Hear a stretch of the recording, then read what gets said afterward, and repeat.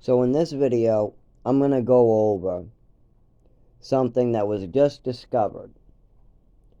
So I go about last week, I wanted to give an update to all my doctors with what I'm taking because apparently in the last 2 years, no matter how many times I go over this with them, they still have little mistakes in there.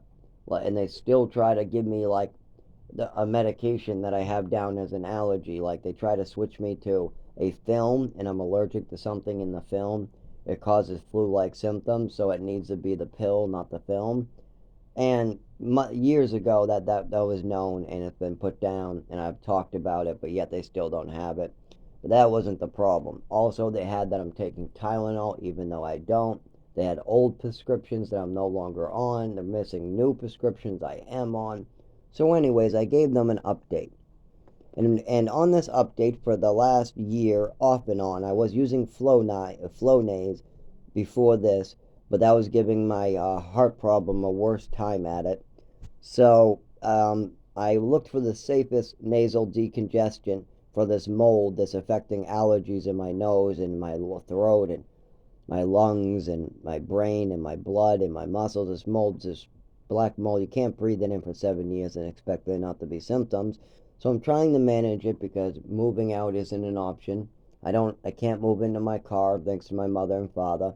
I can't use any shelters thanks to my mother and father. So moving out requires lots of money. Anyways, so I gave my doctor's office an update that I use this. It works okay. So I usually use the one that goes like that, but this one's a squeeze bottle. But either way, I use this stuff. Oxymazotazoline, HC1, whatever. I probably can get a better pronunciation of that one. I probably have before and said it right and already forgot how to say it. There's so many of these oxacarbza, oxabazo, oxyclenzo, whatever. Anyway, so, oh god damn my nervous system. So anyways, this is what I've been using, not that often. I prefer to try to just clean my nose with a spray cleaner. But anyways, this is what I use when the allergies get severe. So the doctors gave me a prescription at the pharmacy. Just picked up today. Okay. Now, what is my problem here? I got this at Hannaford's for $2.50. I got one with a spray nozzle like this for $1.25 at the dollar store 3 separate times. The dollar store has great stuff for $1.25. I get this at Walmart, this exact product, for $2. They have one with menthol for just $3. Sometimes this is as low as $1.99 in this bottle. So $1.99, and it costs them about 10 cents, maybe a quarter to make the stuff. They sell it for $1 or $2 at all outlets. Hannaford sells this for less than $3. Walmart sells it for less than $3. The dollar store sells it less than $3. Walgreens sells it for less than $4. I mean, literally, Walgreens will sell you this product for like $3.50, $4. Usually you can go to Walgreens or Rite Aid and get it for 2 and some change, though. It's a very cheap nasal spray. It's one of the cheapest nasal sprays on the market. It's always under $4, under $3 at most retailers. Occasionally you might see it for $3.50 at a pharmacy. Everywhere else, less than $2.50, $1.25, around there. Around the dollar and some change, 2 and some change. Everywhere I look, every single store. How much did this pharmaceutical version cost? How much did this one, who is sold and billed to the insurance, cost? So how much did I pay? $8. My insurance paid a cut as well.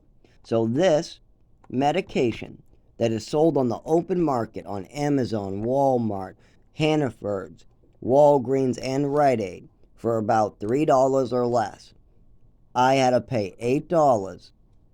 And on top of that, I had no clue which medication it was.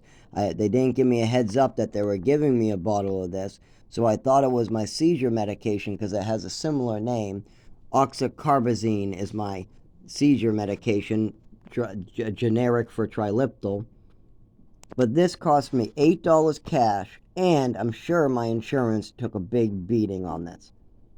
Why would a pharmaceutical company sell me something that cost them a quarter to make, that they're already racking up a ridiculous amount of money on, that they're charging less than $3 for, and then they would sell something to the pharmaceuticals, the pharmacies, to the people really in need that have insurance, and overbill them for something like this? Why would that happen? Because they can get away with it, because they have a lobby, because the doctors will help them get away with it. Did the doctor tell me to continue paying? I mean, they know I have financial difficulty. They know I'm about to be homeless, but yet they send a prescription that would cost more than just walking down the aisle. Literally picking this up at the pharmacy cost me more than picking this up at the pharmacy over the counter aisle. And they're exactly the same thing.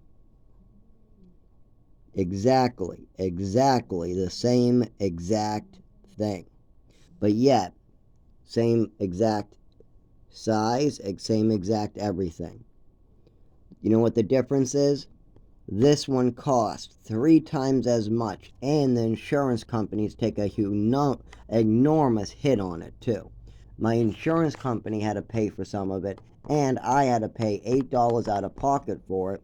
Meanwhile, I could go to the dollar store, pick up a bottle of it if they have any more off the shelf, or I could go to any other store in America and pick it up for less than $4. Most stores less than $3. But yet, if I want a prescription for it, what my doctor will tell me I need the prescription version, it will cost me more for the same exact product.